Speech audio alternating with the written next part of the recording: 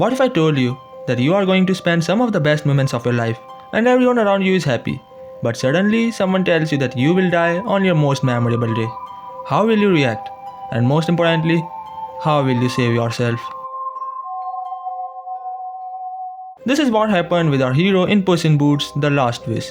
He got chased down by the death itself, and what makes it even more scary is the fact that he was living his last life. We have seen in many movies that no matter how strong is the villain, at the end the hero wins.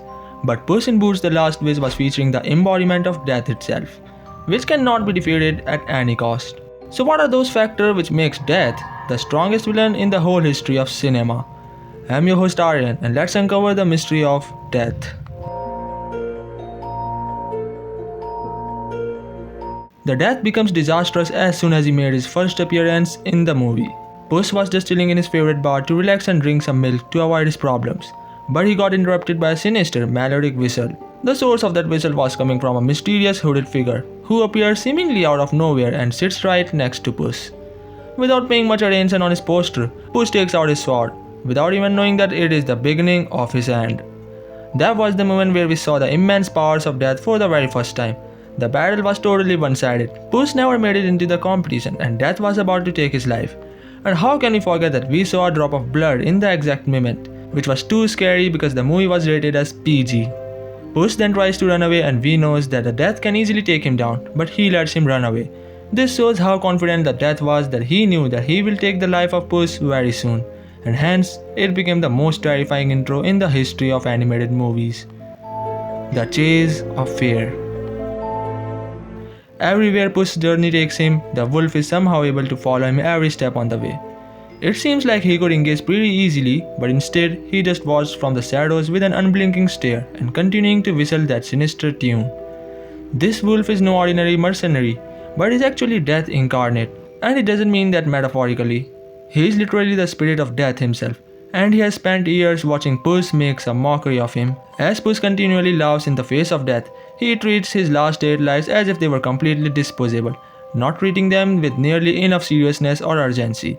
From death's perspective, Puss has repeatedly cheated the primordial deity, watching every single time he was died in a moronic way and then come back.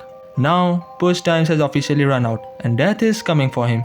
The movie has beautifully covered the sequence of stalking of Puss by the death himself.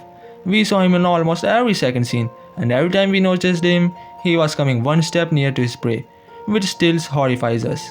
So the concept of chasing down the legendary Puss step by step in a very terrifying manner was an impressive move by the studio, and it gave the death a more villainous and horrific personality.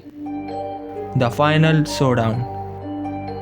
After all these sequences, horrific chases, and terrifying intros, we finally got a chance to watch a one-on-one battle by the end of this masterpiece.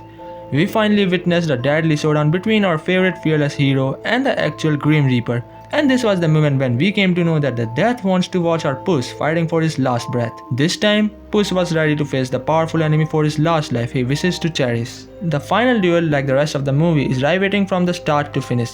The fact that the final battle was taking place inside the circle of fire, it was only these two characters who can take a one-on-one battle in it. The final battle was the place where we saw the real aggression of death, and his hunger to tear up his prey was the thing which makes it even more terrifying. After a long and exhausting battle, it would be wrong to say who wins because the battle was a tie for sure. Death tells Puss that they will meet again one day, and this time, Puss will accept what fate has planned for them. Just like that, Death finally departs, once again whistling that familiar tune as he walks off with a newfound respect for the one they call Puss in Boots. The Death may be big and bad, but he was never an evil. He never tried to hunt other characters of the movie, he never tried to kill the kitty soft paws, and he never tried to interrupt the plans of Puss. It is enough to show the sincereness and dedicated of the big bad yet a perfect Death. He knew the fate of all, but all he wants was the life of Puss, and our hero was himself responsible for it. However, he stopped the battle and accepted the fate and decided to return. It shows how someone can bring a whole new terrific vibe into the movie, despite having a negligible amount of screen time in the past. This is what makes the Death a perfect and the most terrifying villain in the whole animation history. And he was the one because of whom the movie became a groundbreaking success for the DreamWorks studio. If you wanna know that why Puss in Boots: The Last Wish is the best animated movie of the history, then a separate video about it is available on the channel. The link is pinned down below, you can check it out. And make sure to hit the subscribe button to stay up to date.